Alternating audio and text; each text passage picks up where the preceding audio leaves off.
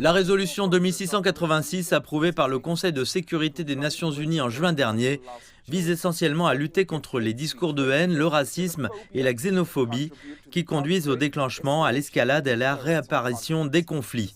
La conseillère spéciale du secrétaire général des Nations Unies pour la prévention des génocides a déclaré qu'1 an plus tard, bien que des progrès avaient été réalisés, les discours de haine restaient une menace significative pour la paix et la sécurité dans le monde. La lutte contre les discours de haine est complexe et nécessite une attention et un soutien constant. Les efforts déjà mis en œuvre dans l'ensemble du système des Nations Unies constituent des étapes importantes qui doivent être davantage soutenues. Cela passe notamment par un financement spécifique.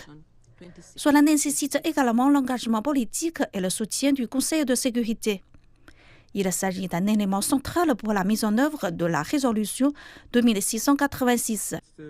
Les membres du Conseil de sécurité ont largement soutenu les appels à la lutte contre les discours de haine. La Chine a mentionné en particulier la résolution adoptée la semaine dernière par l'Assemblée générale des Nations unies qui a fait du 10 juin de chaque année la journée internationale du dialogue. Selon son représentant, il s'agit d'une nouvelle étape importante pour tenter d'éliminer les discriminations et les préjugés en promouvant les échanges entre les peuples.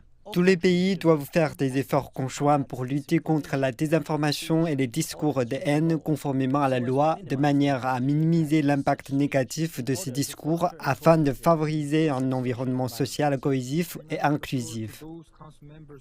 Pendant ce temps, les membres du Conseil de sécurité ont également discuté du conflit en Ukraine vendredi, lors d'une réunion convoquée à la demande de la Russie sur l'utilisation par l'Ukraine d'armes fournies par l'Occident pour frapper des cibles en Russie. Le représentant permanent de la Russie a une nouvelle fois fustigé les États occidentaux qui, selon lui, ont approvisionné Kiev en armes, ce qui fait obstacle aux pourparlers de paix avec Moscou.